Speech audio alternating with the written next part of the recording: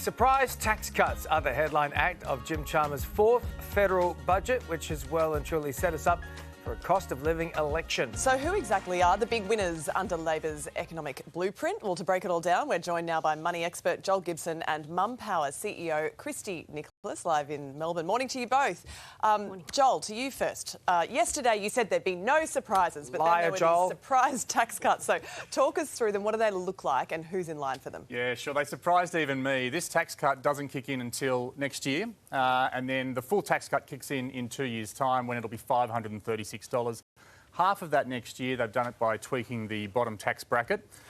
So it will come eventually, but it's not going to come in the near future. But hey, they surprised us. Yeah, so there's already been a win for student debt holders. We already know about the HECS debt reduction. So what new announcements were there for first home buyers? The first home buyer announcement we already knew about. It was the one we mentioned yesterday, and that is they're going to expand the Help to Buy scheme. It's still only 10,000 people will get access to this, so it's a bit like Taylor Swift tickets. It's going to be hugely popular, very generous, but only 1 in 10 first home buyers will be able to get access to it, and that means that it's going to be really hard fought, I think, for the spots in that particular program, where the government buys 30 to 40% of a property with you. Right, it's a definite play for young voters. Households, young families also at the centre of this blueprint for Labor as well. Christie, let's bring you in. You know, from energy subsidies and stronger rules imposed on supermarkets as well, do you think that there is enough cost of living relief in here? Absolutely not. When we know that 60% of households are spending more at the supermarket more than ever before, and how much of a constraint that's placing on the overall household budget, the $5 to $10 a week tax cut savings is not enough to pay for the mustard, let alone cut the mustard there at all. Indeed. So childcare, Christie, was also on the agenda. Will this policy tangibly lighten the load for parents? Maybe get a bit of breathing room there? Definitely. That is a good start. It's a really good opportunity for young families to allow both partners to have more flexibility to work. But that still isolates a wider market. Like, there are other families that are suffering and under extreme stress that don't have use or a need for childcare but still need some other support as well. So it does help. It's a positive start for the next generation, and we need to see more. Well, the government certainly had to walk a tightrope here in providing some cost of living relief to voters, while also not adding to inflationary pressures, which have caused such pain for the last few years. So, Joel, do you see this spending, there's a lot of it, especially the tax cuts, adding to inflation?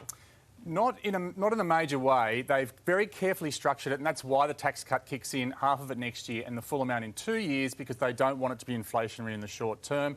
The forecast for when inflation comes back into the middle of the target band has actually been moved forward in this budget by Treasury. So I think in terms of inflation, the risk is low, and people can probably look forward to that tax cut. But as I say, it's not. And they're gambling on that, because what they want is the RBA to look at this budget and go, everything's looking good, nothing's going to be done here. Maybe we could do a few more, lowering of the interest rates. Well, that's the other big audience for this budget. Is not just families and punters. It's the RBA, and because what people want more than anything else is for the RBA to have no reason not to keep cutting rates. 2 more rate cuts predicted this year.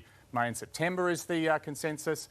Will this affect that? I don't see any major impact. So, Christie, your agency is considered a voice for mothers out there. Are there any areas which you think the government has left behind in this budget, or perhaps the coalition could target in their budget reply? I think greater attention needs to be placed on families, and particularly the stress and pressure that mothers are carrying.